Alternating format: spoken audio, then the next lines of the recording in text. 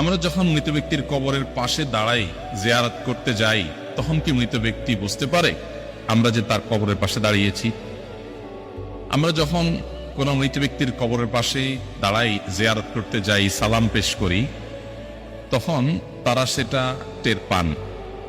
তাদের ধ্বংসাবশেষ মাটির সাথে মিশে গেলেও আল্লাহ রাব্বুল আলামিন বারজাখী জীবন, এটাকে বারজাখী জীবন বলে, মৃত্যু থেকে নিয়ে কিয়ামতের আগ পর্যন্ত যে জীবনটা আছে, এখানে মানুষের শরীর মাটির সাথে মিশে যাক, পানিতে গলে যাক, যেখানে যে অবস্থা থাকুক, সেখানে এক প্রকারের রূহ আল্লাহ তাআলা শুধুমাত্র বিশেষ কিছু জিনিস যেগুলো আল্লাহ তাআলা অনুভব করাতে চান, সেগুলো অনুভব করার ক্ষমতা আল্লাহ তাদেরকে দেন।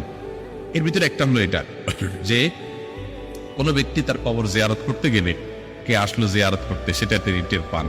সালাম যখন দেন তখন সালামের জবাবও তিনি দেন, সেটা আমরা শুনতে পাই না, জাস্ট এটুকু। এটা বহু সালাফের মত। ইমাম ইবনে আব্দুল বার রাহিমাহুল্লাহ, বরাতি ইবনে কাইয়িম রাহিমাহুল্লাহ, অনেক ইমামগণ এ বিষয়ে অনেকগুলো হাদিস উল্লেখ করেছেন। যদিও আপনার সমকালীন ওলামাদের মধ্যে শেখ বিন বাজ রহমতুল্লাহ আলাইহি সৌদি আরবের সাবেক গ্র্যান্ড মুফতি, উনি এ বিষয়ে ভিন্ন মত পোষণ করেছেন, আর অনেকেই ভিন্ন মত পোষণ করেছেন। তারা বলেছেন যে মৃত ব্যক্তি টের পায় কি পায় না, এই বিষয়টা হাদিস দ্বারা চূড়ান্তভাবে পরিষ্কারভাবে ক্লিয়ারলি প্রমাণিত না। বাট তারা আবার এটাও বলেন নাই যে মৃত ব্যক্তি টের পায় না। তো উভয় মতকে সামনে রেখে আমরা বেশিরভাগ সালাফ বা পূর্বসূরি ওলামাদের এই ক্ষেত্রে যে মতামত পাই, সেটা হলো যে তাদের মতামত হলো হাদিসের আলোকে যে মৃত ব্যক্তি তার পরিচিত অপরিচিত যে কোনো ব্যক্তি কবর জিয়ারত করলে তাকে যখন সালাম পেশ করে, তখন রব্বুল আলামিন তাকে এই সালামটার জবাব দেওয়ার জন্য যে রূহের প্রয়োজন, যতটুকু অনুমতির প্রয়োজন, সেই মাটি ধ্বংসাবশেষ যেখানে যে অবস্থা আছে অতটুকু আল্লাহ তাআলা ফেরত দেন এবং তিনি রিপ্লাই করেন, সেটা আমরা শুনতে পাই না, জাস্ট এটুকু। তবে মৃত ব্যক্তি আমাদের সালামের জবাব দিচ্ছেন, তিনি আমাদেরকে জানুক বা না জানুক, আমরা গেলাম কি গেলাম না সেটা টের পেলেন কি পেলেন না, এর চেয়ে বড় বিষয় হলো আমাদের জন্য কবর জিয়ারত করা সুন্নাহ।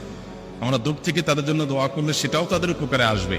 কাছে যেই দোয়া করতে হবে এটা জরুরি না, কিন্তু কাছে গিয়ে সালাম পেশ করাটা সুন্নাত।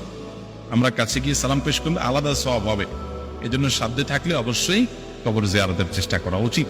নবী করিম সাল্লাল্লাহু আলাইহি ওয়াসাল্লাম বলেছেন, যুরুল কুবুর ফাইন্নাহা তুযাক্কিরুকুমুল আখিরা, তোমরা কবর জিয়ারত করো, কারণ কবর জিয়ারত তোমাদেরকে আখিরাতের কথা স্মরণ করিয়ে দেয়। তাহলে খোলাসা কথা হলো, মৃত ব্যক্তির কবরের পাশে গিয়ে দাঁড়িয়ে সালাম পেশ করলে তিনি সেই সালামের জবাব দেওয়ার মতো শক্তি, সামর্থ্য, রূহ তার ওই ধ্বংসাবশেষ বা তার শরীর দেহাবশেষ, যেটা দেহাবশেষ, সেখানে আল্লাহ তাআলা অতটুকু ফেরত দেন এবং তিনি সেটা দিয়ে রিপ্লাই দেন, আমরা শুনতে পাই না। এবং বিভিন্ন সালাফের বক্তব্য থেকে আমরা জানি যে তিনি টেরও পান যে